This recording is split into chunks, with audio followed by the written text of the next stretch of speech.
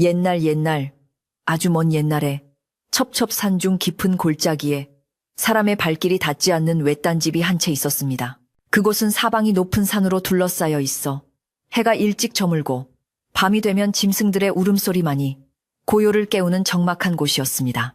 봄에는 진달래가 흐드러지게 피어나고 겨울에는 허리까지 차오르는 눈이 세상을 하얗게 뒤덮는 그곳에서 만석이라는 이름의 젊은 약초꾼이 홀로 살아가고 있었습니다. 그는 부모님을 일찍 여의고 물려받은 것이라고는 낡은 초가집 한 채와 튼튼한 몸뚱이뿐이었지만 성품이 대나무처럼 곧고 마음씨가 비단결같이 고운 사내였습니다. 마을 장터에 약초를 내다 팔 때에도 터무니없는 값을 부르는 법이 없었고 길가에 쓰러진 작은 벌레 한 마리도 함부로 밟지 않는 그런 사람이었습니다. 만석은 매일 아침 동이 트기도 전에 일어나 집신을 단단히 동여매고 산을 올랐는데 그의 하루는 산이 내어주는 귀한 약초를 찾는 것으로 시작해 해가 질 무렵 땔감을 한 짐 지고 내려오는 것으로 끝이 났습니다.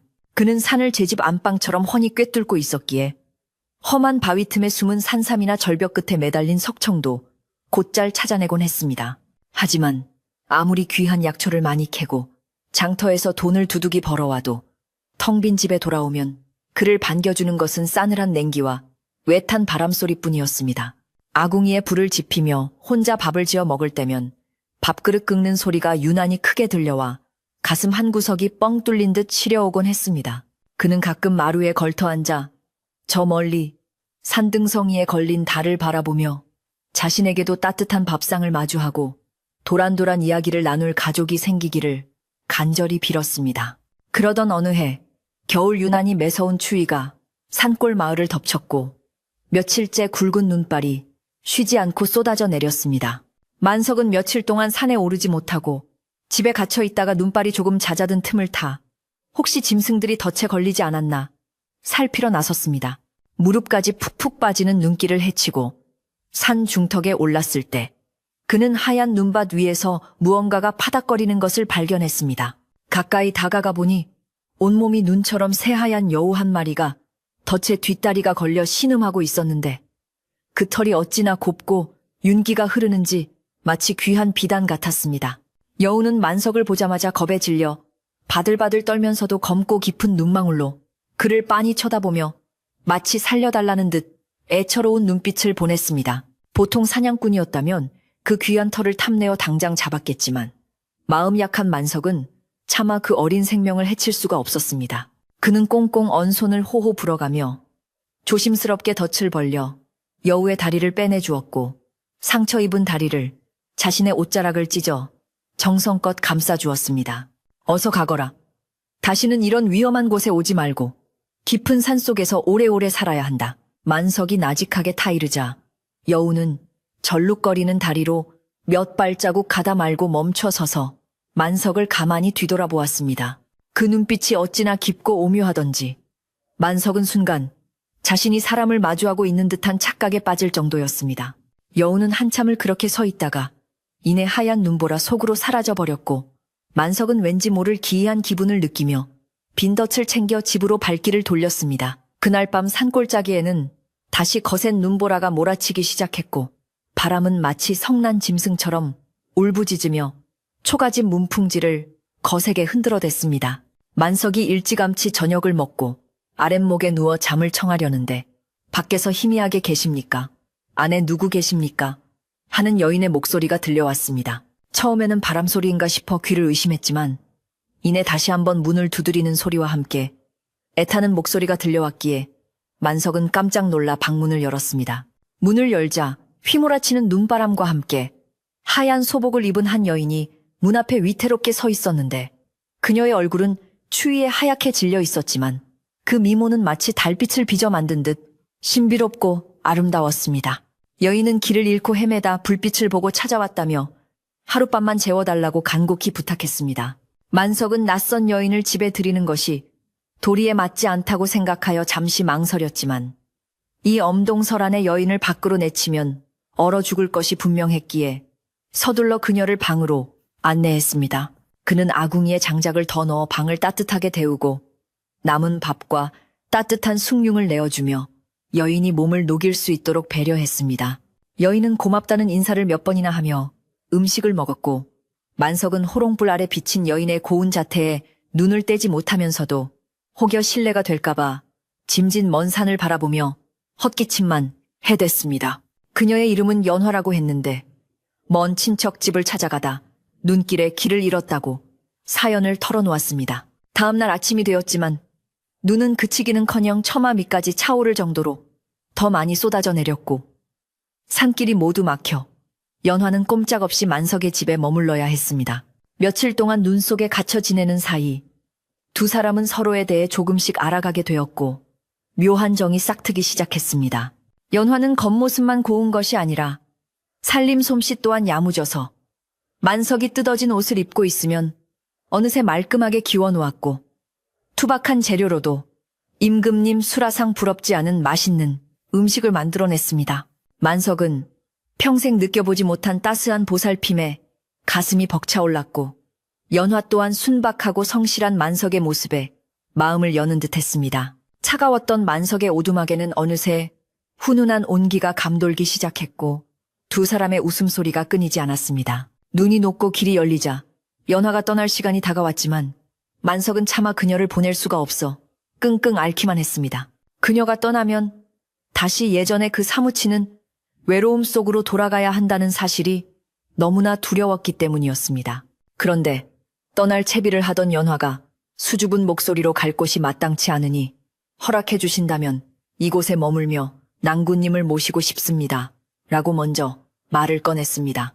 만석은 꿈인지 생시인지 몰라 자신의 볼을 꼬집어 볼 정도로 기뻐하며 그녀의 손을 잡았고 두 사람은 정화수 한 그릇을 떠놓고 산신령님과 달님을 증인 삼아 조촐하지만 경건한 혼례를 치렀습니다. 산골 외딴 집에 드디어 부부가 탄생한 것입니다. 연화와 부부가 된 후 만석의 삶은 완전히 달라졌는데 그것은 마치 흑백이었던 세상에 화려한 색이 입혀진 것과 같았습니다. 아침에 눈을 뜨면 갓 지은 밥 냄새가 코끝을 간지럽혔고 저녁에 집에 돌아오면 아내가 환한 미소로 그를 맞아주며 고단한 어깨를 주물러 주었습니다.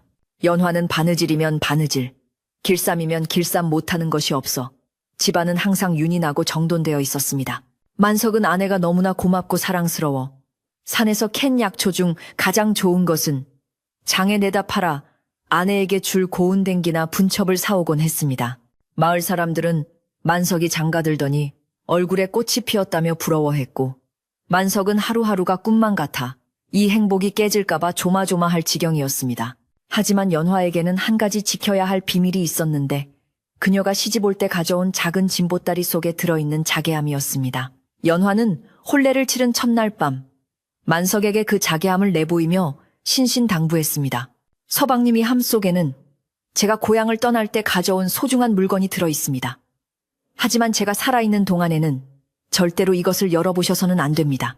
저를 믿고 아끼신다면 부디 이 약속 하나만은 꼭 지켜주십시오.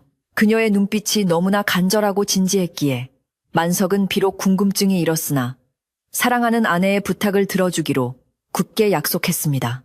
그는 자개함을 안방 깊숙한 다락에 올려두고 그것이 그곳에 있다는 사실조차 잊으려 노력했습니다. 계절은 흘러 어느덧 봄이 무르익어 산과 들에 온갖 꽃들이 만발했고 만석네 집마당에도 연화가 심은 봉숭아와 채송화가 예쁘게 피어났습니다. 만석은 아내를 위해 마루를 새로 고치고 부엌을 넓혀주었으며 연화는 남편을 위해 정성껏 삼배옷을 지어 입혔습니다. 두 사람은 밭을 일구고 나무를 캐며 평화로운 나날을 보냈고 그들의 사랑은 깊은 산속 샘물처럼 마르지 않고 맑게 흘렀습니다.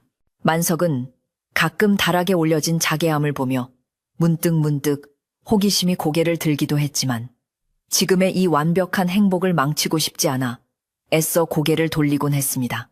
아내가 곁에 있다는 사실만으로도 그는 세상을 다 가진 듯 행복했기 때문입니다. 어느 날 만석은 장터에 나갔다가 마을 사람들로부터 기분 좋은 덕담을 들었습니다. 자네 색시가 어찌나 고운지. 산신령이 점지해준 선녀가 아니고서는 그리 고울 수가 없네 그려. 촌장 어른의 농담 섞인 칭찬에 만석은 얼굴을 붉히며 겸손해했지만 속으로는 어깨가 으쓱해지는 것을 감출 수 없었습니다.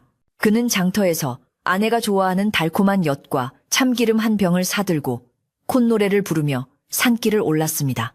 해가 뉘엿뉘엿 저물어가는 산길을 걸으며 그는 집에서 자신을 기다리고 있을 아내의 모습을 상상하니 발걸음이 구름 위를 걷는 듯 가벼웠습니다. 집에 가까워질수록 굴뚝에서 피어오르는 저녁 연기가 보였고 그 평범한 풍경이 그에게는 더할 나위 없는 위로가 되었습니다. 집에 도착한 만석은 마루에 걸터앉아 아내가 내어준 시원한 물 한 사발을 들이켰습니다. 연화는 수건으로 남편의 땀을 닦아주며 오늘 하루는 어땠는지 조곤조곤 물어보았습니다. 그녀의 목소리는 옥구슬이 굴러가는 듯 맑고 고왔으며 만석은 그 소리를 듣는 것만으로도 하루의 피로가 눈 녹듯 사라지는 것을 느꼈습니다. 저녁상을 물리고 두 사람이 나란히 앉아 밤하늘의 별을 바라볼 때면 만석은 자신이 전생에 나라를 구했기에 이런 복을 누리는 것이라 생각했습니다. 그는 아내의 손을 꼭 잡고 임자, 우리 검은 머리 팥불이 될 때까지 이렇게 오순도순 사세 하고 말했고 연화는 말없이 미소 지으며 그의 어깨에 머리를 기대었습니다. 그날 밤 만석은 잠결에 목이 말라 잠시 눈을 떴습니다. 옆자리를 더듬어 보니 아내가 없었고 희미한 달빛만이 방 안을 비추고 있었습니다. 그는 비몽사몽간에 방문을 열고 밖을 내다보았는데 마당 한가운데에 연화가 하얀 소복을 입고 서서 달을 올려다보고 있는 것이 보였습니다. 그녀는 무엇인가를 골똘히 생각하는 듯 깊은 상념에 잠겨 있었고 그 모습이 낮에 보던 명랑한 아내와는 사뭇 달라 낯설게 느껴졌습니다. 달빛을 받은 그녀의 옆모습은 숨이 또 쓸 듯 아름다웠지만 동시에 금방이라도 연기처럼 사라져버릴 것 같은 위태로움이 서려 있었습니다. 만석은 왠지 모를 불안감에 가슴이 철렁 내려앉았지만 아내의 단잠을 방해하고 싶지 않아 조용히 다시 자리에 누웠습니다.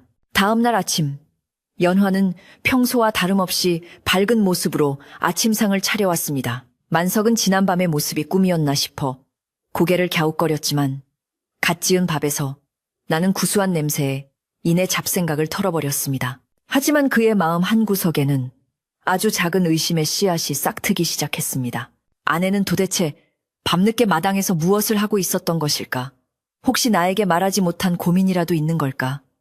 그는 아내가 자신에게 숨기는 것이 없다고 믿고 싶었지만 다락방 깊숙이 놓인 자괴함의 존재가 자꾸만 마음에 걸렸습니다. 행복이 너무 크면 불안도 그림자처럼 따라온다는 옛말이 틀린 것이 아니었습니다.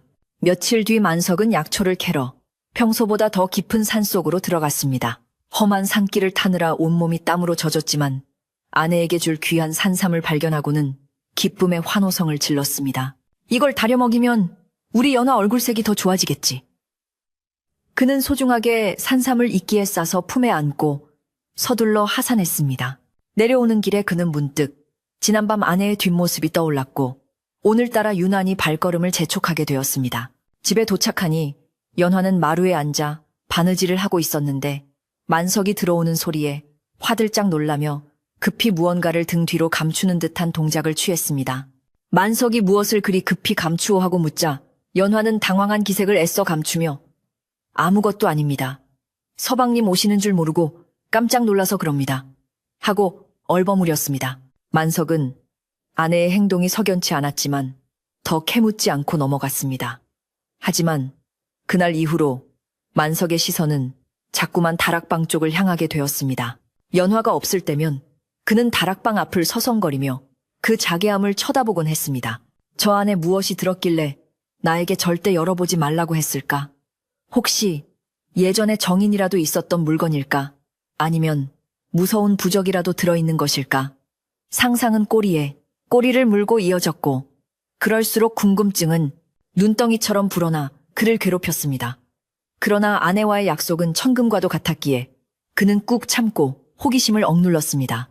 여름이 지나고 가을이 오자 산골의 풍경은 붉고 노란 단풍으로 물들었습니다. 수확의 계절이 되어 집집마다 곡식을 갈무리하느라 분주했고 만석네 집 광에도 도토리며 말린 나물들이 차곡차곡 쌓여갔습니다.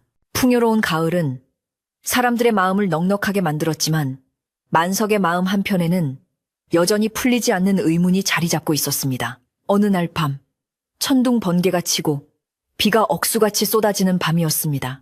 만석은 천둥 소리에 잠을 설쳤는데 옆에서 자던 연화가 식은 땀을 흘리며 끙끙 앓는 소리를 내었습니다. 놀란 만석이 불을 켜고 보니 연화의 얼굴이 불덩이처럼 뜨거웠습니다.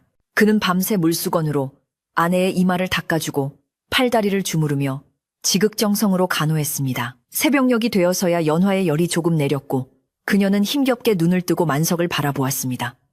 서방님, 제가 많이 아팠나 봅니다. 밤새 고생시켜드려 죄송합니다. 만석은 아내의 손을 꼭 잡고 고개를 저었습니다. 그런 말 마시오. 임자가 아프면 내 마음은 찢어지는 것 같소. 어서 낫기만 하시오. 연화는 감동한 눈빛으로 남편을 바라보다가 다시 잠이 들었습니다. 만석은 잠든 아내의 얼굴을 바라보며 생각했습니다. 이토록 연약하고 소중한 사람을 내가 평생 지켜줘야겠다고. 그리고 그녀가 가진 비밀이 무엇이든 간에 그것이 우리 사이를 갈라놓게 두지는 않겠다고 다짐했습니다. 하지만 운명의 수레바퀴는 이미 서서히 그리고 잔인하게 돌아가고 있었습니다. 비가 그치고 맑게갠 어느 가을 오후 만석은 마당에서 도리깨질을 하고 있었습니다. 그때 낡은 승복을 입고 지팡이를 짚은 노승 한 분이 살인문 앞에 멈춰 서서 집안을 유심히 들여다보았습니다. 만석은 하던 일을 멈추고 정중하게 인사를 드린 후 시원한 물 한 바가지를 대접했습니다. 물을 마신 노승은 만석의 얼굴을 한참 동안 뚫어지게 쳐다보더니 알 수 없는 묘한 미소를 지으며 입을 열었습니다. 이 집에는 기이한 기운이 서려 있구려. 복숭아꽃이 한겨울에 피어있는 격이라 할까. 만석은 노승의 말이 무슨 뜻인지 몰라 의아해하며 되물으려 했지만 노승은 그저 허허 웃으며 지팡이를 고쳐 짚었습니다. 처사님, 세상 모든 것에는 제 자리가 있는 법입니다. 억지로 쥐려 하면 모래알처럼 빠져나가고 순리에 따르면 물처럼 흘러가는 것이지요. 너무 꽉 쥐려 하지 마시게. 노승은 그 한마디를 남기고 바람처럼 호련히 마을 어귀로 사라졌습니다. 만석은 노승의 뒷모습을 멍하니 바라보며 그 말이 무엇을 의미하는지 곱씹어 보았습니다. 억지로 쥐려 하지 말라. 그 말은 마치 그의 마음속 깊은 곳에 숨겨진 집착과 불안을 꿰뚫어 보는 듯 했습니다. 집안에서 달그락거리며 저녁 준비를 하는 아내의 소리가 들려왔지만 만석의 마음은 왠지 모르게 스산한 가을바람처럼 흔들리기 시작했습니다. 그날 저녁 만석은 밥을 먹는 둥 마는 둥 하고 일찍 자리에 누웠습니다. 하지만 노승의 말이 귓가에 맴돌아 좀처럼 잠을 이룰 수가 없었습니다. 옆에서 곤히 잠든 연화의 숨소리가 들려왔지만 만석에게는 그 소리가 점점 멀게만 느껴졌습니다. 그는 문득 다락방을 올려다보았습니다. 어둠 속에서 자개함이 희미하게 빛을 발하는 것 같았습니다. 도대체 저 안에 무엇이 있길래? 혹시 저것이 내 행복을 위협하는 것일까? 의심은 꼬리를 물고 불안은 안개처럼 피어올라 방 안을 가득 채웠습니다. 만석은 이불을 머리끝까지 뒤집었었지만 가슴 속에서 일렁이는 불안의 불씨는 쉽게 꺼지지 않았습니다. 다음 날부터 만석은 아내를 대하는 태도가 조금씩 달라지기 시작했습니다. 전처럼 마냥 웃으며 대하기보다는 그녀의 일거수일투족을 유심히 관찰하게 되었습니다.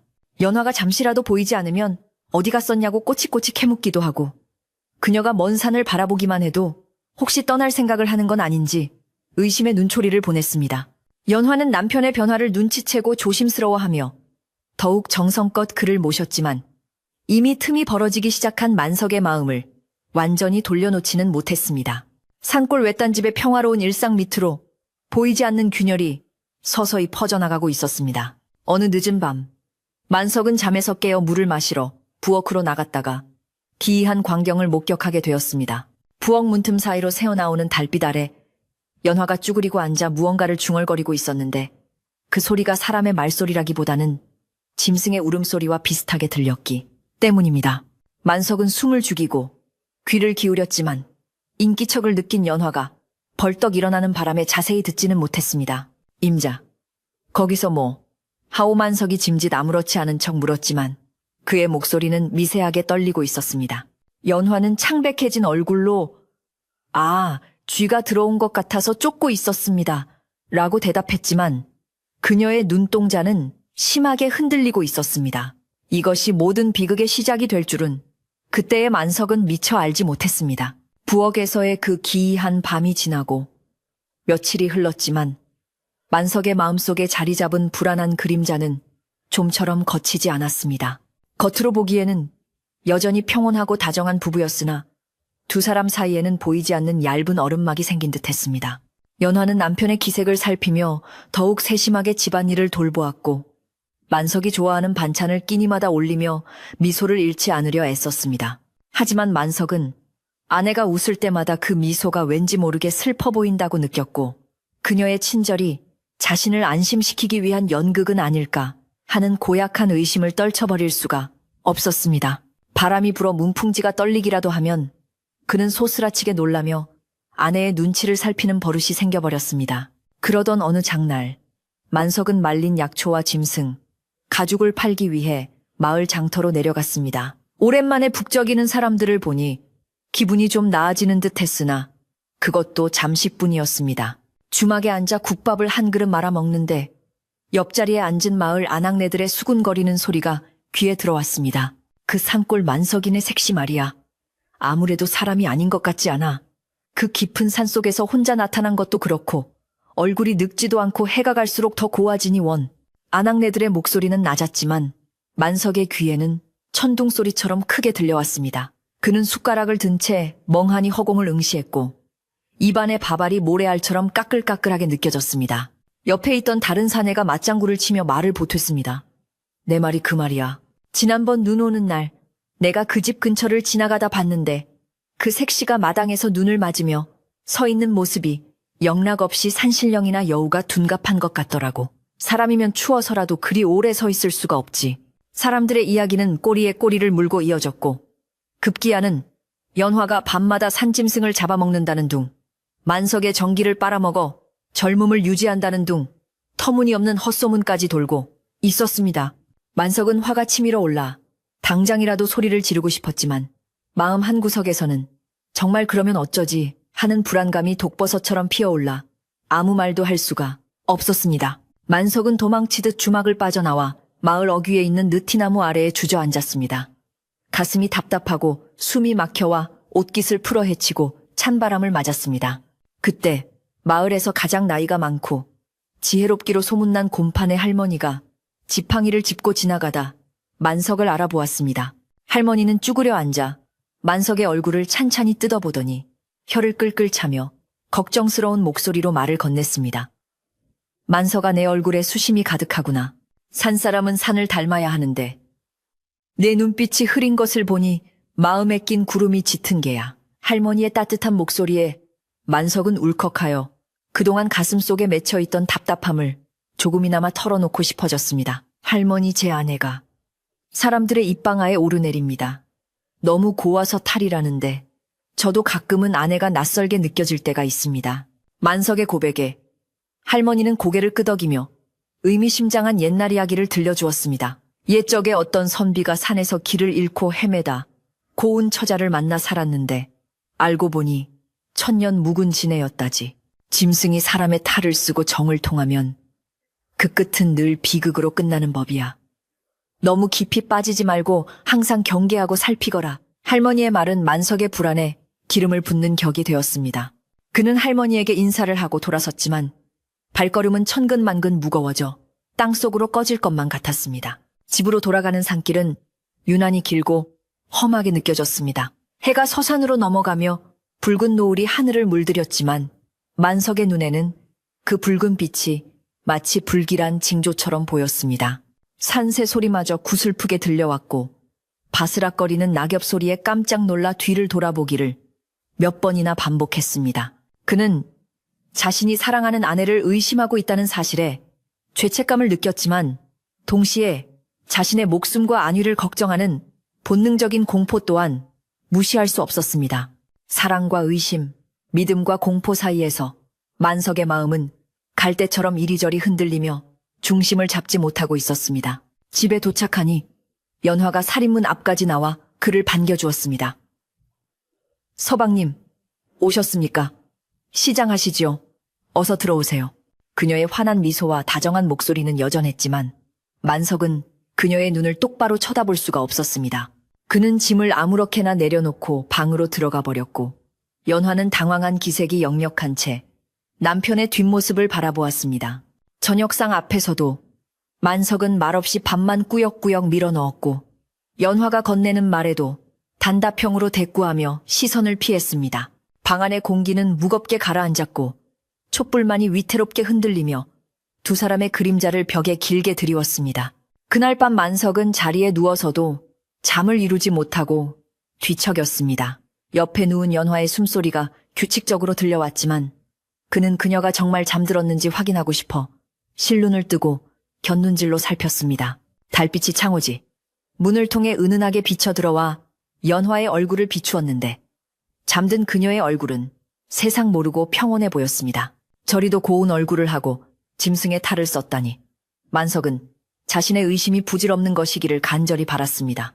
그래 마을 사람들의 헛소문일 뿐이야. 저 사람은 내 생명의 은인이고 누구보다 착한 내 아내야. 그는 속으로 몇 번이나 되뇌며 마음을 다잡으려 노력했습니다. 하지만 새벽녘이 되어 만석이 막 잠이 들려는 찰나 부스럭거리는 소리에 퍼뜩 정신이 들었습니다. 눈을 뜨지 않고 가만히 기다리자 옆자리에 연화가 조심스럽게 일어나는 기척이 느껴졌습니다. 그녀는 숨을 죽이고 방문을 열고 나갔고 만석은 심장이 쿵쾅거리는 소리가 들릴까봐 이불을 꽉 움켜쥐었습니다. 잠시 후 그는 도둑고양이처럼 살금살금 기어 문틈으로 밖을 내다보았습니다. 마당에는 하얗게 서리가 내려앉아 있었고 연화는 얇은 소복 차림으로 장독대 옆에 서서 밤하늘을 올려다보고 있었습니다. 그녀의 모습은 마치 이 세상 사람이 아닌 듯 신비롭고 처연해 보였습니다. 연화는 한참 동안 달을 바라보다가 깊은 한숨을 내쉬었습니다. 그 한숨 소리에는 말로 다 할 수 없는 깊은 슬픔과 그리움이 배어 있었습니다. 그녀는 나직한 목소리로 무언가를 중얼거렸는데 만석이 귀를 기울여 들어보니 이제 시간이 얼마 남지 않았는데 떠나야 할 때가 다가오는데 라는 말이었습니다. 그 말을 듣는 순간 만석의 머릿속이 하얗게 변하고 가슴이 철렁 내려앉았습니다. 떠난다고 시간이 얼마 남지 않았다고 역시 내 예감이 맞았어. 그녀는 나를 버리고 떠날 생각인 거야. 만석의 마음속에서 억눌러왔던 불안이 폭발하며 거친 파도처럼 밀려왔습니다. 만석은 당장이라도 뛰쳐나가 아내의 멱살을 잡고 따지고 싶었지만 가까스로 참아내었습니다. 지금 나가서 소란을 피우면 그녀가 놀라 영영 도망쳐버릴지도 모른다는 생각 때문이었습니다. 연화는 다시 방으로 들어오려는지 몸을 돌렸고 만석은 급히 자리에 누워 코를 골며 자는 척을 했습니다. 연화가 조용히 방으로 들어와 이불 속으로 파고들었지만 그녀의 몸에서는 찬바람 냄새와 함께 알 수 없는 야생의 비릿한 향기가 희미하게 풍겼습니다. 만석은 등을 돌린 채 주먹을 꽉 쥐고 터져나오는 눈물을 삼키며 밤새 뜬 눈으로 지새웠습니다. 다음날 아침 만석의 눈은 파하게 들어갔고 얼굴은 흑빛이 되어 있었습니다. 연화는 걱정스러운 얼굴로 서방님 어디 편찮으십니까? 안색이 너무 안 좋습니다. 라며 이마를 짚어보려 했지만 만석은 거칠게 그녀의 손을 뿌리쳤습니다. 내 몸은 내가 알아서 하니 신경 쓰지 마시오. 만석의 고함 소리에 연화는 깜짝 놀라 뒷걸음질 쳤고 그렁그렁한 눈으로 남편을 바라보았습니다. 만석은 아내의 상처받은 눈빛을 보자 가슴이 아팠지만 그녀가 자신을 속이고 떠나려 한다는 배신감이 더 컸기에 차가운 표정을 거두지 않았습니다. 그날 이후로 만석은 집안일을 핑계로 다락방 주변을 맴돌기 시작했습니다. 연화가 시간이 얼마 남지 않았다고 말한 이유가 분명 저 자괴함 속에 들어있을 것이라 확신했기 때문입니다. 그는 연화가 냇가에 빨래를 하러 가거나 산나물을 캐러 갈 때를 호시탐탐 노렸습니다. 하지만 연화는 마치 남편의 속내를 꿰뚫어 보고 있는 듯 집을 비우는 시간이 좀처럼 없었습니다. 만석의 초조함은 극에 달했고 아내를 향한 사랑은 집착과 광기로 변질되어 가고 있었습니다. 그는 밥을 먹다가도 숟가락을 놓고 다락방을 쳐다보았고 잠을 자다가도 벌떡 일어나 천장을 노려보곤 했습니다. 어느 날 오후 마을 이장이 급히 찾아와 만석을 불렀습니다. 이복의 만석이 관아에서 산짐승 가죽을 곡물로 바치라는데 자네가 좀 도와줘야겠네. 사냥 솜씨 좋은 자네가 아니면 누가 하겠나. 만석은 거절하고 싶었지만 관아의 명령을 어길 수는 없는 노릇이었습니다.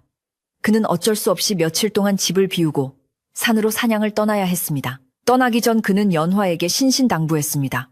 내가 없는 동안 집 잘 지키고 밖에는 한 발자국도 나가지 마시오.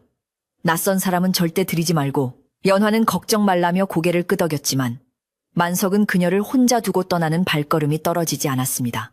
산속에서 며칠 밤을 보내며 사냥을 하는 동안에도 만석의 머릿속은 온통 집 생각뿐이었습니다. 지금쯤 연화는 무엇을 하고 있을까?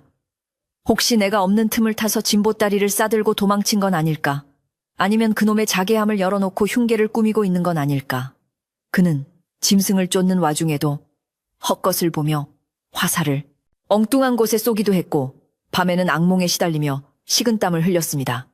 동료 사냥꾼들이 만석이 자네 무슨 귀신에 홀린 사람 같네 그려 라며 혀를 찰 정도였습니다. 사냥이 끝나자마자 만석은 몫을 나누기도 전에 서둘러 짐을 챙겨 집으로 달렸습니다. 숨이 턱 끝까지 차오르도록 달려 집에 도착했을 때 다행히 연화는 마루에 앉아 콩을 고르고 있었습니다. 만석을 보자 반색하며 달려나와 짐을 받아주는 그녀의 모습에 만석은 안도의 한숨을 내쉬었습니다. 하지만 그 안도감은 곧바로 또 다른 의심으로 바뀌었습니다. 내가 없을 때 도망가지 않은 걸 보니 아직 준비가 덜 된 모양이구나. 그렇다면 내가 그 준비를 막아야 한다. 만석의 눈빛은 더욱 매섭게 빛났고 그는 이제 더 이상 기다릴 수 없다고 판단했습니다. 그는 오늘 밤 무슨 일이 있어도 그 자개함의 비밀을 밝혀내고야 말겠다고 다짐했습니다. 저녁을 먹고 난 후 만석은 짐짓 피곤한 척하며 일찍 자리에 눕겠다고 했습니다. 연화는 남편을 위해 따뜻한 꿀물을 타오고 이불을 봐주며 지극정성을 다했습니다. 며칠 동안 고생 많으셨지요. 푹 주무세요. 연화가 불을 끄고 나가자 만석은 어둠 속에서 눈을 번쩍 떴습니다. 밖에서 달그락거리는 소리가 멈추고 연화가 건넌방으로 들어가는 소리가 들릴 때까지 그는 죽은 듯이 기다렸습니다. 시간이 얼마나 흘렀을까? 온 집안이 쥐 죽은 듯 고요해지자 만석은 조심스럽게 몸을 일으켰습니다. 마루가 삐걱거리는 소리가 나지 않도록 발뒤꿈치를 들고 살금살금 다락방으로 향하는 사다리에 발을 올렸습니다. 다락방 문을 여는 손이 덜덜 떨렸습니다.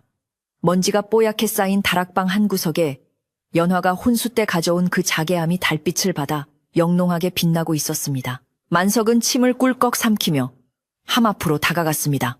열지 말라고 했는데 약속을 어기면 큰일이 날지도 모르는데 양심의 가책이 밀려왔지만 궁금증과 불안감이 그보다 훨씬 컸습니다. 아니야. 부부 사이에 비밀이 있어서는 안 돼. 내가 알아야 우리를 지킬 수 있어. 그는 스스로를 합리화하며 떨리는 손으로 자개함의 고리를 잡았습니다. 찰칵하는 작은 소리와 함께 잠금 장치가 풀렸습니다. 뚜껑을 천천히 들어 올리자 함 속에서 눈이 부실 정도로 하얀 광채가 뿜어져 나왔습니다. 만석은 눈을 가늘게 뜨고 함 안을 들여다보았습니다. 그곳에는 비단에 곱게 쌓인 물건이 하나 들어있었는데 조심스럽게 비단을 들추자 드러난 것은 바로 하얀 털이 풍성한 여우 가죽옷 한 벌이었습니다. 그것은 만석이 오래전 눈 오는 날 덫에서 구해준 바로 그 흰 여우의 털과 똑같았습니다. 만석은 너무 놀라 입을 다물지 못하고 뒷걸음질 쳤습니다. 여우 가죽이라니. 그렇다면 내 아내가 정말 여우였단 말인가? 사람들이 말하던 여우가 둔갑했다는 게 사실이었어. 그 순간 만석의 머릿속에서 모든 퍼즐 조각이 맞춰지는 듯 했습니다. 눈 내리는 날 호련히 나타난 여인, 늙지 않는 미모, 밤마다 달을 보며 짓던 한숨, 그리고 떠나야 할 때가 되었다는 혼잣말까지 이 모든 것이 그녀가 여우라는 증거처럼 느껴졌습니다. 만석은 배신감에 온몸을 떨었습니다.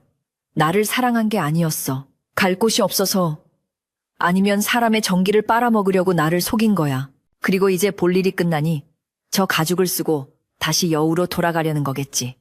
그의 사랑은 순식간에 증오와 공포로 바뀌었고 이성을 잃은 그의 눈에는 광기가 서리기 시작했습니다. 만석은 여우 가죽 옷을 손에 쥐고 다락방을 내려왔습니다. 그의 심장은 북소리처럼 요란하게 뛰었고 호흡은 거칠어졌습니다. 건넌방에서 곤히 자고 있을 연화를 생각하니 치가 떨렸습니다. 절대로 널 보낼 수 없어. 넌 내 아내야. 평생 내 곁에서 사람으로 살아야 해. 다시는 여우로 돌아가지 못하게 만들 거야. 그는 부엌으로 들어가 아궁이 앞에 주저앉았습니다. 아궁이 속에는 아직 꺼지지 않은 불씨가 붉게 타오르고 있었습니다.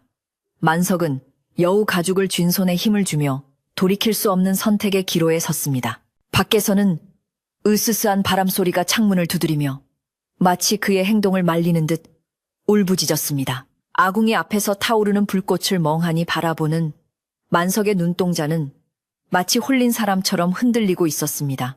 그의 손에 들린 하얀 여우 가죽은 아궁이의 열기 때문인지 아니면 그 자체의 기운 때문인지 따뜻하면서도 기묘한 온기를 내뿜고 있었습니다. 비단결처럼 부드러운 털의 감촉이 손가락 사이로 스며들 때마다 만석은 지난 겨울 눈밭에서 구해주었던 그 어린 여우의 애처로운 눈빛과 아내 연화의 맑은 미소가 겹쳐 보여 괴로움에 몸서리쳤습니다.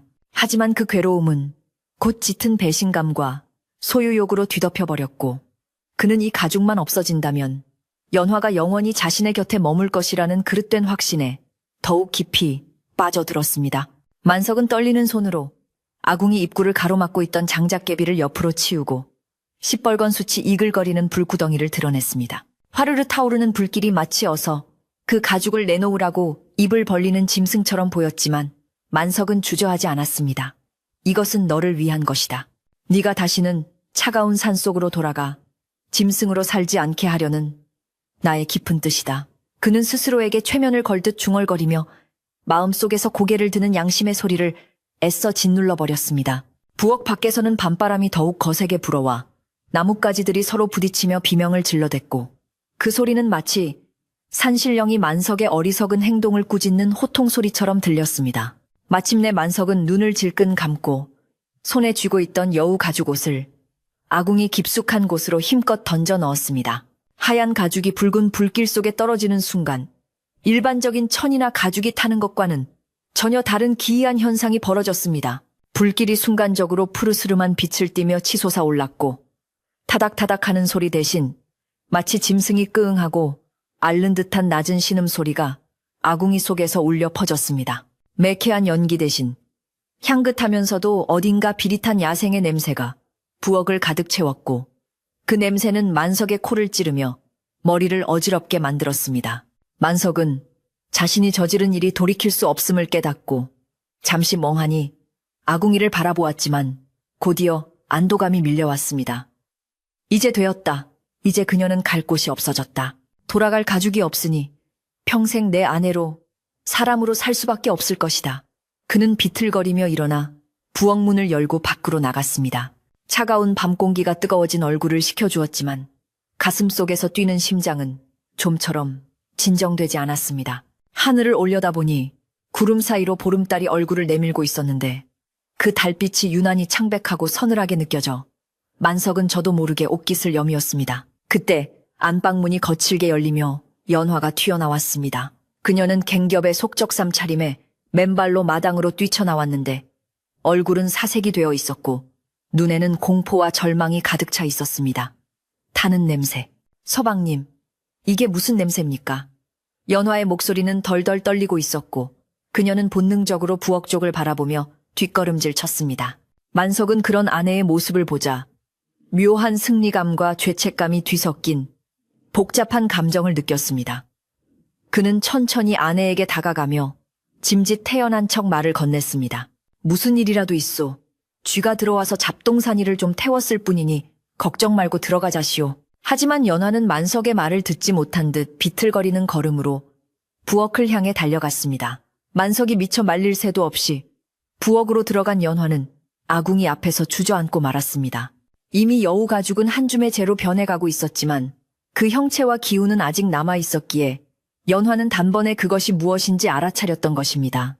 아, 안 돼. 이럴 수는 없어. 연화는 아궁이 속으로 손을 뻗으려다 뜨거운 열기에 놀라 비명을 지르며 물러났습니다. 그녀는 바닥을 치며 통곡하기 시작했고 그 울음소리는 사람의 것이라기보다는 짝을 잃은 짐승의 울부짖음처럼 처절하게 들렸습니다. 만석은 아내의 격렬한 반응에 당황하여 부엌으로 따라 들어왔습니다. 그는 바닥에 주저앉아 우는 연화의 어깨를 감싸 안으며 자신의 행동을 정당화하려 애썼습니다. 임자, 왜 그리 슬퍼하오? 저것은 불길한 물건이오. 당신이 저것을 입고 다시 여우가 되어 떠날까봐 내가 없앤 것이오. 이제 당신은 온전한 사람이니 우리 둘이 평생 헤어지지 않고 살 수 있지 않소. 만석의 말에 연화는 울음을 딱 그치고 고개를 들어 남편을 바라보았습니다. 그녀의 눈동자는 눈물로 얼룩져 있었지만 그 속에는 만석이 한 번도 본 적 없는 깊은 원망과 슬픔이 서려 있었습니다. 서방님, 어찌 제 마음을 이토록 모르십니까? 어찌 저를 믿지 못하고 이런 끔찍한 일을 저지르셨습니까? 연화의 목소리는 낮았지만 그 울림은 만석의 가슴을 후벼 파는 듯 했습니다. 만석은 당황하여 변명을 늘어놓았습니다. 믿지 못한 것이 아니오. 그저 당신을 너무 사랑해서 당신이 내 곁을 떠날까봐 두려워서 그랬소. 사람들이 말하기를 여우가 둔갑하면 언젠가는 산으로 돌아간다고 하지 않소. 나는 당신을 잃고 싶지 않았을 뿐이오.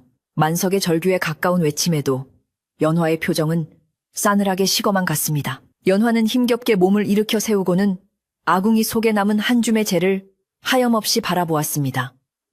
서방님, 그 가죽옷은 제가 도망치기 위해 숨겨둔 것이 아닙니다. 그것은 제가 사람이 되기 위해 치러야 할 마지막 시험이자 제 생명을 지탱해주는 끈이었습니다.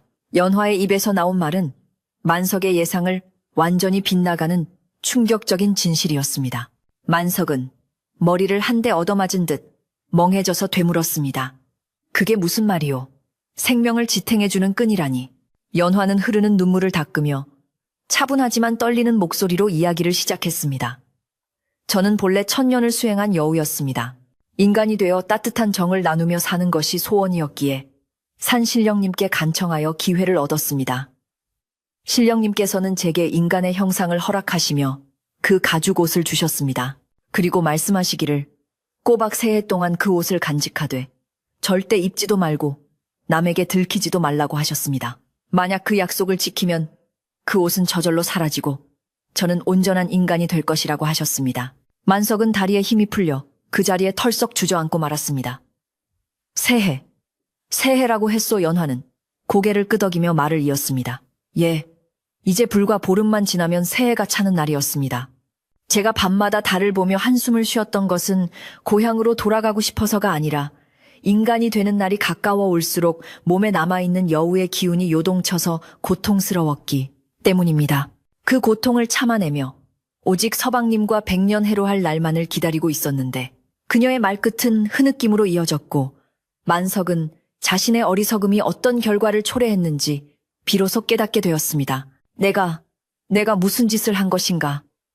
만석은 떨리는 손으로 자신의 머리를 감싸 쥐었습니다.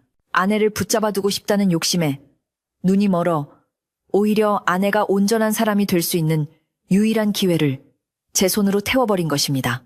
아니, 기회를 없앤 것뿐만 아니라 그녀의 생명줄을 끊어버린 것이나 다름없었습니다. 여보, 미안하오. 내 정말 몰랐소. 내가 죽을 죄를 지었소. 제발 용서해 주시오.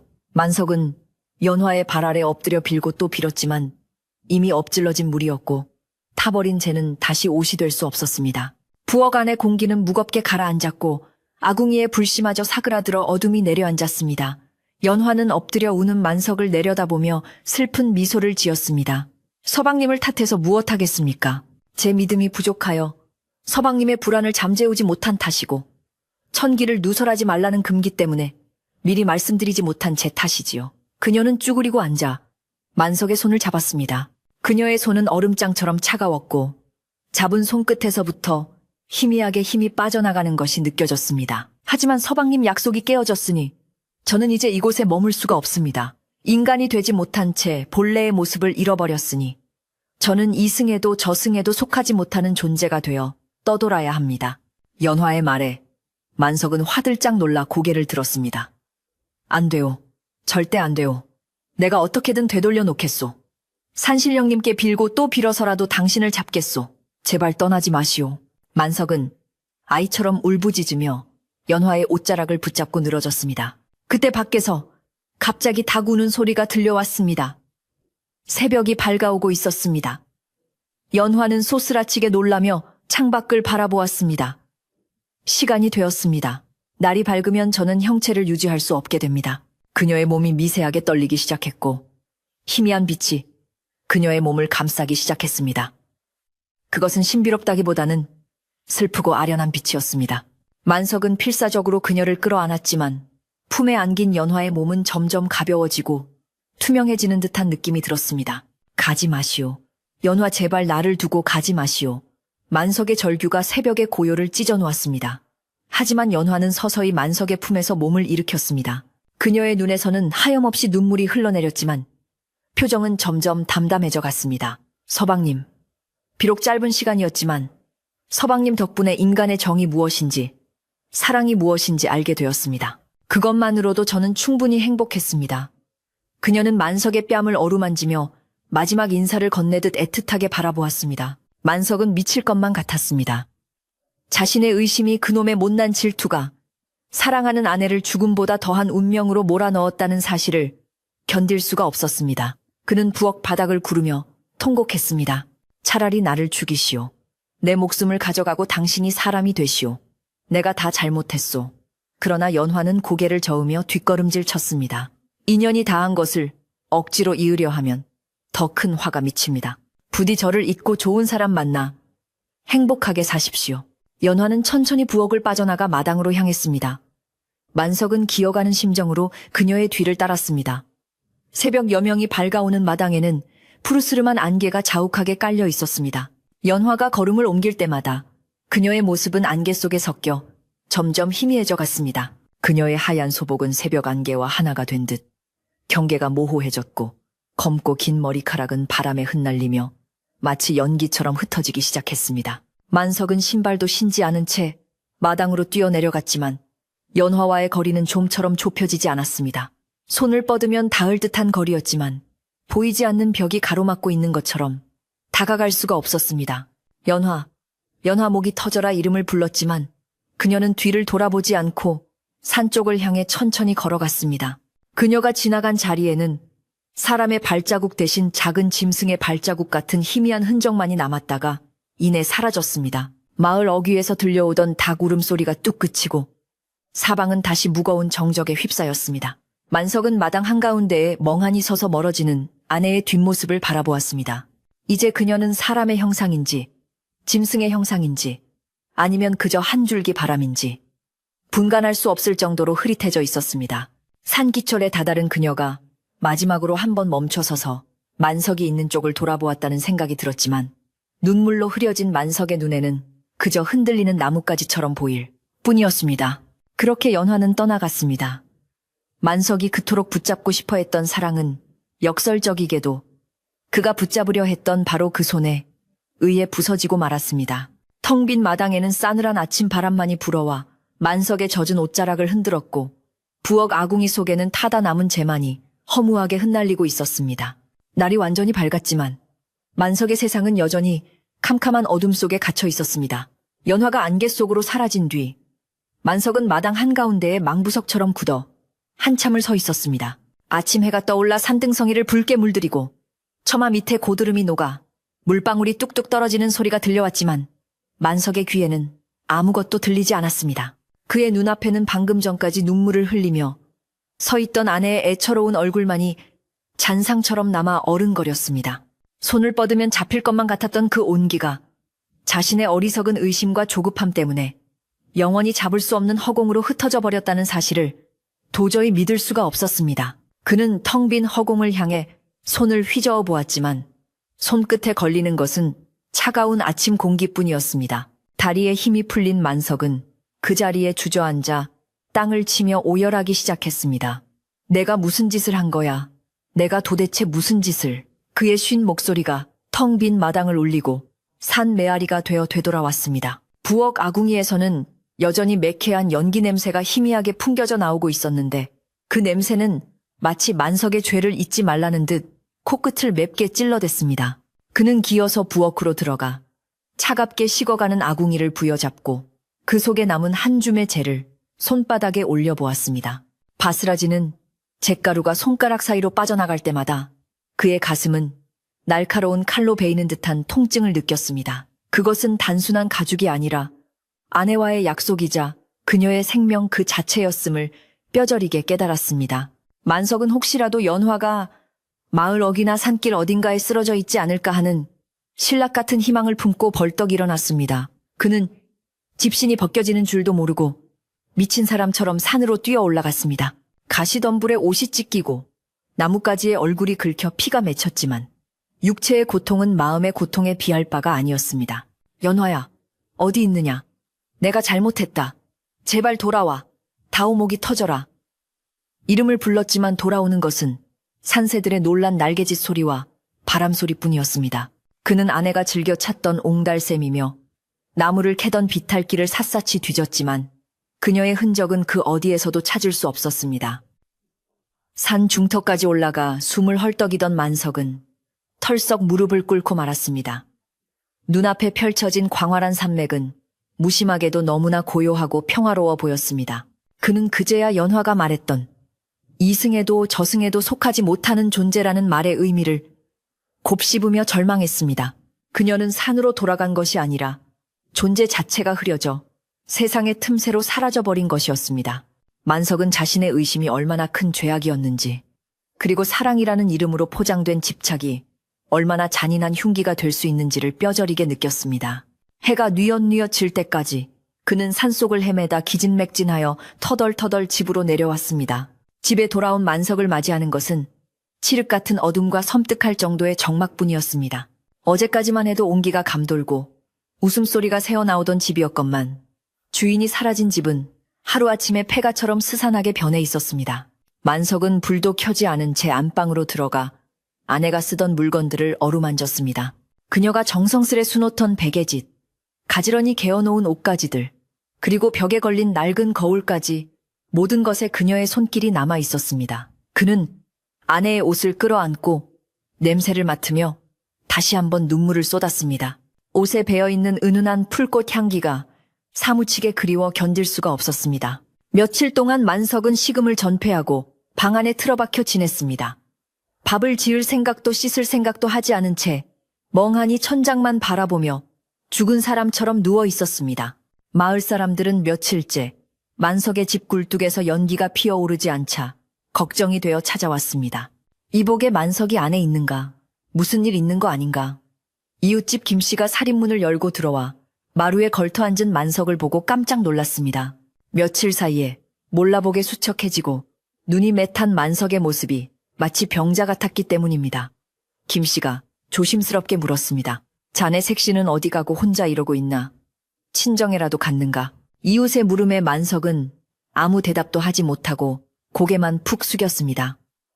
사실대로 말할 수도 없거니와 입을 여는 순간 터져나올 울음을 감당할 자신이 없었기 때문입니다.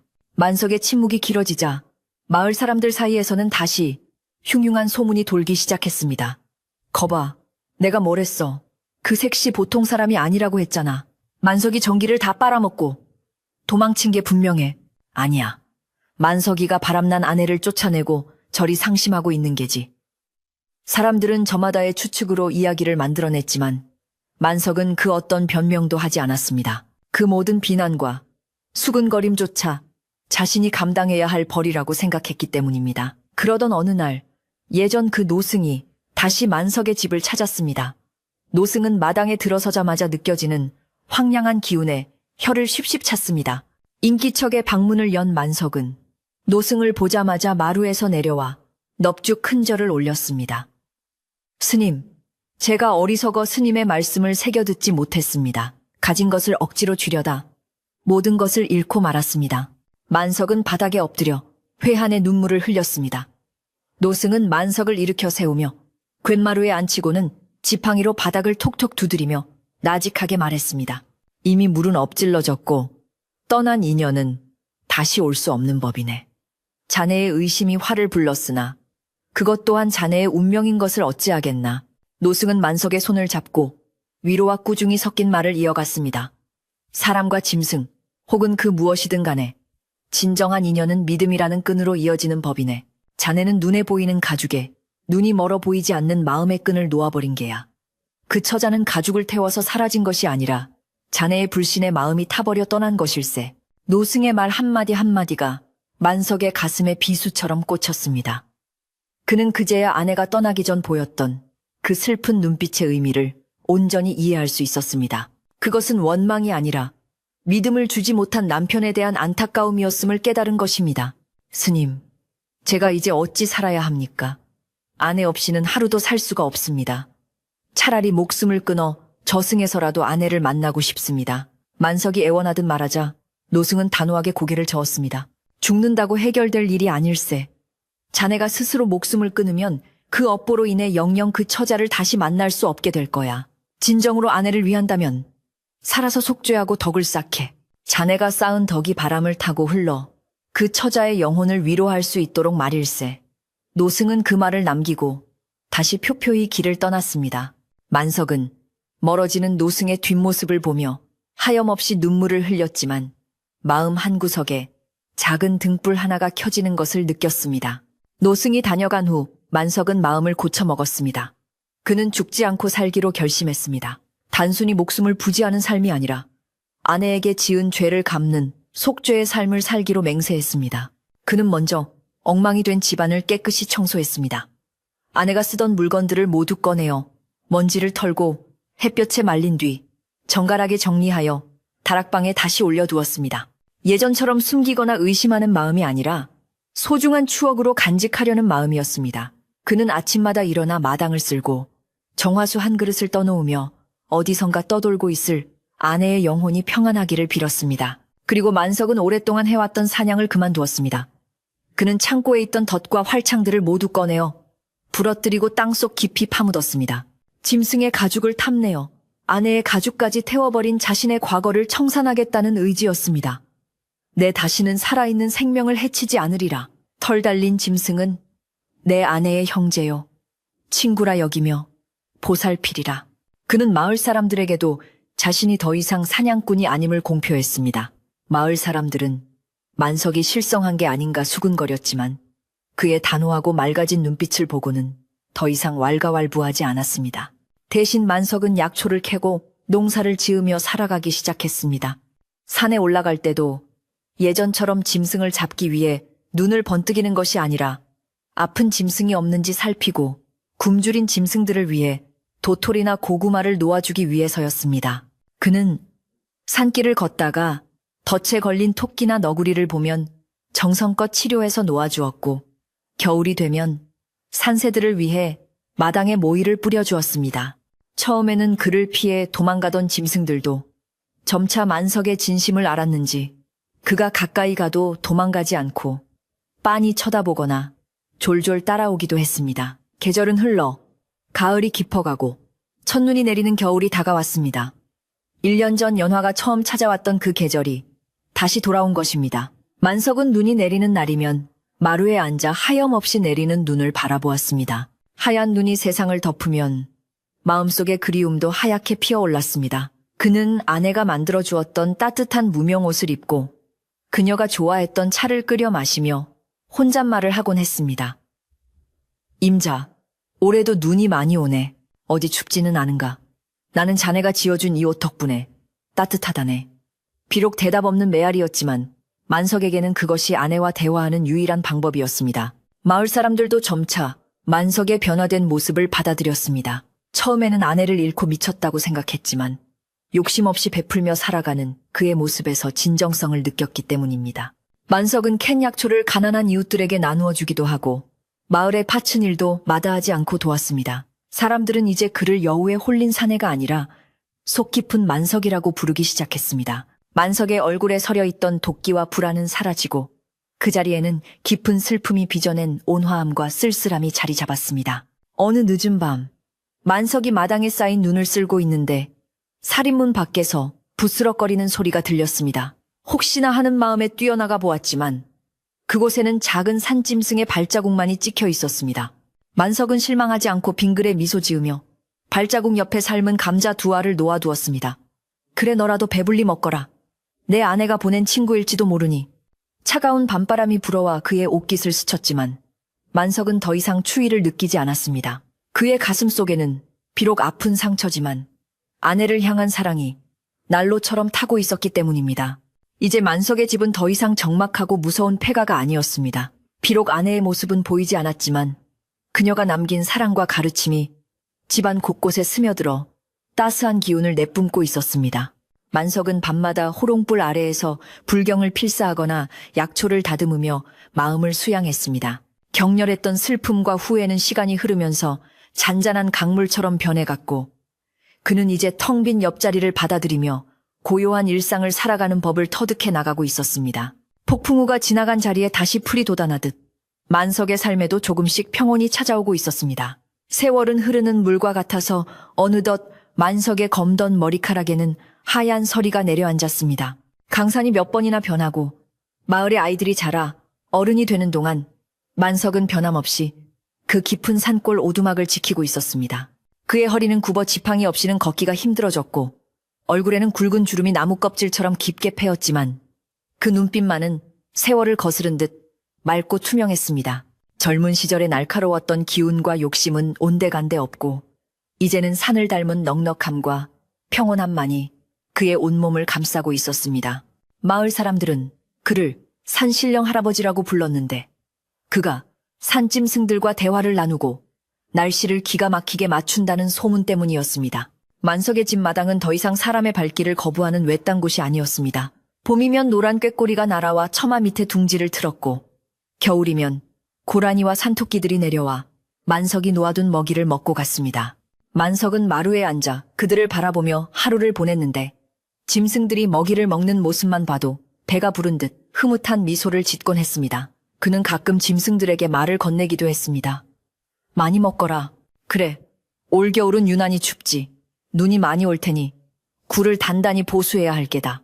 지나가는 사람이 보면 미친 노인네라고 혀를 찰지 모르지만 만석에게는 그들이 곧 가족이자 떠나간 아내 연화가 보내준 벗들이었습니다. 어느 날 마을에 호기심 많은 아이들이 산에 올라왔다가 만석의 집을 기웃거렸습니다. 아이들은 덥수룩한 수염에 만석을 무서워하면서도 마당에 모여있는 다람쥐와 새들이 신기해 발길을 떼지 못했습니다. 만석은 아이들을 보고 손짓하며 불렀습니다. 이리 오거라. 해치지 않는다. 여기 앉아서 이 녀석들 재롱이나 보고 가렴. 그는 아이들에게 말린 감과 곶감을 내어주며 옛날 이야기를 들려주었습니다. 하지만 자신의 슬픈 사랑 이야기는 차마 꺼내지 못하고 대신 은혜 갚은 두꺼비 이야기나 착한 나무꾼 이야기를 해주었습니다. 아이들의 맑은 웃음소리가 마당에 울려 퍼질 때면 만석은 마치 자신이 평범한 할아버지가 되어 손주들을 돌보는 듯한 착각에 빠져 잠시나마 행복에 젖기도 했습니다. 만석은 나이가 들수록 아내에 대한 그리움이 옅어지기는커녕 잘 익은 술처럼 더욱 깊고 그윽해지는 것을 느꼈습니다. 젊은 날의 그리움이 가슴을 쥐어짜는 고통이었다면 노년의 그리움은 잔잔한 호수 위에 비친 달 그림자처럼 은은하고 애틋했습니다. 그는 잠자리에 들 때마다 꿈속에서라도 연화를 만나기를 고대했습니다. 가끔 꿈에 연화가 나타나면 그녀는 여전히 젊고 아름다운 모습으로 그를 향해 빙그레 웃어주곤 했습니다. 꿈에서 깨어나면 베개가 눈물로 젖어 있곤 했지만 만석은 그 눈물조차도 그녀가 다녀간 흔적이라 여기며 소중하게 생각했습니다. 임자, 이제 나도 늙어 주름투성이가 되었소. 나중에 만나면 나를 못 알아보는 건 아니오. 그는 허공에 대고 농담을 던지며 쓸쓸함을 달랬습니다. 그러던 어느 해 겨울 만석은 자신의 생명이 얼마 남지 않았음을 직감했습니다. 기운이 쇠하여 자리에서 일어나는 것조차 버거워졌고 숨소리는 낡은 풀무질 소리처럼 거칠어졌습니다.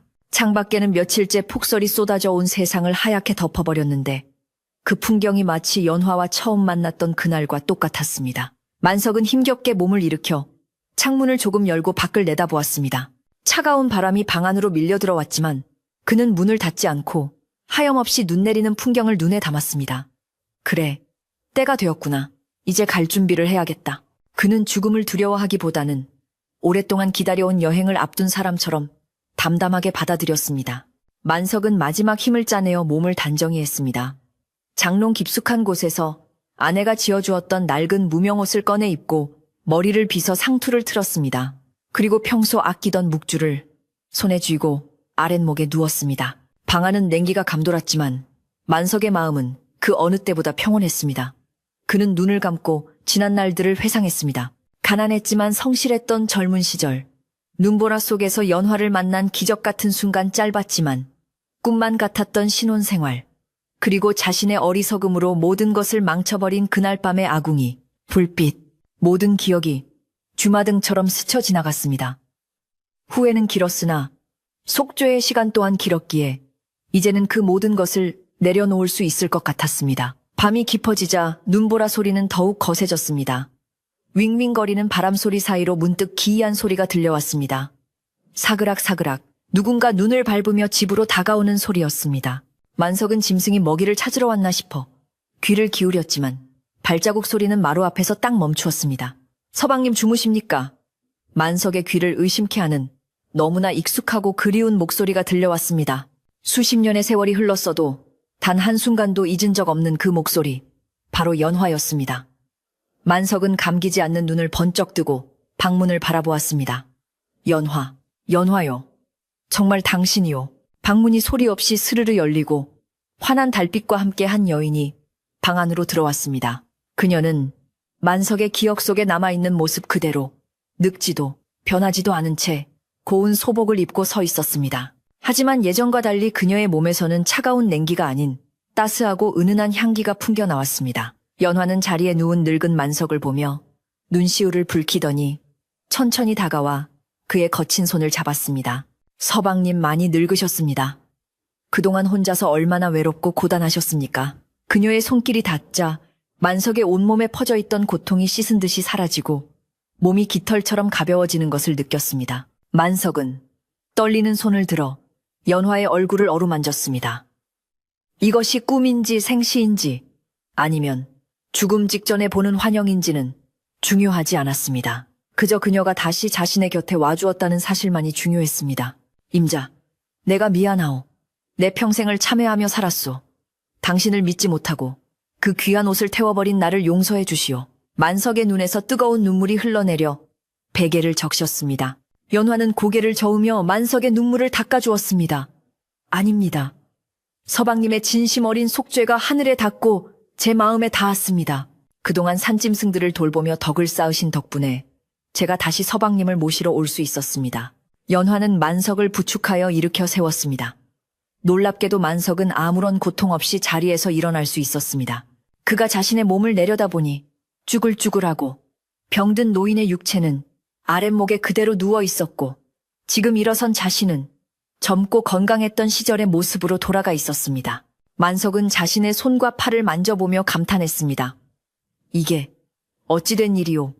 연화가 빙그레 웃으며 대답했습니다. 이제 무거운 껍질을 벗고 떠나실 시간입니다. 저와 함께 가시지요. 이번에는 아무 걱정, 근심 없는 곳에서 영원히 함께 합시다. 만석은 연화의 손을 꼭 잡았습니다.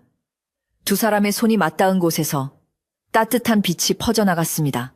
만석은 뒤를 돌아 누워있는 자신의 육신을 향해 마지막 작별 인사를 건넸습니다. 고생 많았다. 이제 흙으로 돌아가 편히 쉬거라. 그리고 미련 없이 방문을 나섰습니다. 밖은 여전히 눈이 내리고 있었지만 두 사람에게는 춥기는커녕 봄날의 햇살처럼 포근하게만 느껴졌습니다. 마당에는 그동안 만석이 돌봐주었던 산짐승들이 모두 모여 그들을 배웅하고 있었습니다. 사슴과 토끼 너구리들이 고개를 숙여 인사를 했고 나뭇가지에 앉은 새들은 고운 목소리로 노래를 불렀습니다. 두 사람은 눈 덮인 산길을 나란히 걸어 올라갔습니다. 발자국이 남지 않는 가벼운 걸음이었습니다. 어디로 가는 게요? 만석이 묻자 연화는 저 멀리 산봉우리 위에 걸린 둥근 달을 가리켰습니다. 저 달 너머 우리가 처음 만났던 인연의 끈이 시작된 곳으로 갑니다. 그곳에는 의심도 없고 이별도 없고 오직 서로를 위하는 마음만 있는 세상입니다. 만석은 고개를 끄덕이며 아내의 어깨를 감싸 안았습니다. 눈보라가 그들의 뒷모습을 하얗게 감싸 안으며 축복하듯 흩날렸습니다. 며칠 뒤 눈이 그치고 마을 사람들이 만석의 집을 찾았을 때 만석은 아랫목에 누워 평온하게 잠들어 있었습니다. 그의 입가에는 세상 모든 시름을 잊은 듯한 행복한 미소가 걸려 있었고 두 손은 가지런히 모아 가슴 위에 얹혀 있었습니다. 사람들은 그의 죽음을 슬퍼하기보다는 고단한 삶을 마치고 편안한 안식을 찾았음에 안도했습니다. 결국 가셨구먼. 그래도 표정을 보니 좋은 곳으로 가신 게야. 아마 그토록 그리워하던 색시를 만난 게지. 마을 사람들은 정성껏 장례를 치러주고 양지 바른 언덕에 그를 묻어주었습니다. 그 후로도 오랫동안 만석의 오두막은 그 자리에 남아 있었습니다. 사람의 손길이 닿지 않아 지붕이 내려앉고 벽이 허물어졌지만 그 폐허 위로 이름 모를 들꽃들이 피어나고 넝쿨 식물들이 감싸 안아 마치 숲의 일부가 된 듯 아름다운 모습을 간직했습니다. 봄이 되면 그 집터 주변에는 유난히 하얀 찔레꽃이 흐드러지게 피어났는데 마을 사람들은 그 꽃들이 마치 만석과 연화가 다시 만나 환하게 웃는 모습 같다고 이야기했습니다. 밤이 되면 그곳에서 두 사람의 도란도란한 말소리가 들린다는 소문도 있었지만 아무도 무서워하지 않았습니다. 오히려 연인이나 부부들이 그 집터를 찾아와 변치 않는 사랑을 맹세하곤 했습니다. 세월은 계속해서 흘러 만석과 연화의 이야기는 마을의 전설이 되었습니다. 할머니가 손주에게, 그 손주가 다시 자신의 아이에게 들려주는 옛날 이야기가 되어 사람들의 입에서 입으로 전해졌습니다. 욕심을 버리고 순리대로 사랑해야 한단다. 겉모습보다는 마음의 끈이 중요한 법이지. 눈 내리는 긴 겨울밤 화롯가에 둘러앉은 사람들은 이 이야기를 들으며 잠시나마 창밖의 바람 소리에 귀를 기울였습니다. 혹시라도 바람결에 실려올지 모를 두 사람의 웃음소리를 듣기 위해서 말입니다. 깊은 산속, 이제는 흔적조차 찾기 힘들어진 그 집터에는 오늘도 바람이 불고 눈이 내립니다. 하지만 그곳은 결코 춥지 않습니다. 서로를 향한 애틋한 마음과 뒤늦게 깨달은 참회의 온기가 영원히 그곳을 지키고 있기 때문입니다. 만석과 연화, 두 사람은 비록 인간의 세상에서는 슬픈 이별을 겪었으나 이야기 속에서 그리고 저 너머의 세상에서 다시 만나 영원토록 행복하게 살고 있을 것입니다. 밤하늘에 달이 유난히 밝게 빛나는 날이면 산골 마을 사람들은 저도 모르게 달을 올려다보며 두 사람의 안녕을 빌곤 합니다. 오늘 밤 당신의 꿈속에도 하얀 눈이 내리고 따뜻한 사랑의 온기가 찾아들기를 바랍니다. 편안히 주무세요. 엔미뉴고